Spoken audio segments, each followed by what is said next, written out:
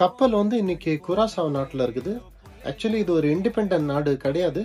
இது நெதர்லாண்ட்ஸோட ஒரு பகுதி தான் இந்த ஐலாண்ட். இது வந்து கரீபியன்ல இருக்குது. இது வந்து நான் வேலை செய்கிற கப்பல் பிரில்லியன்ட் லேடி.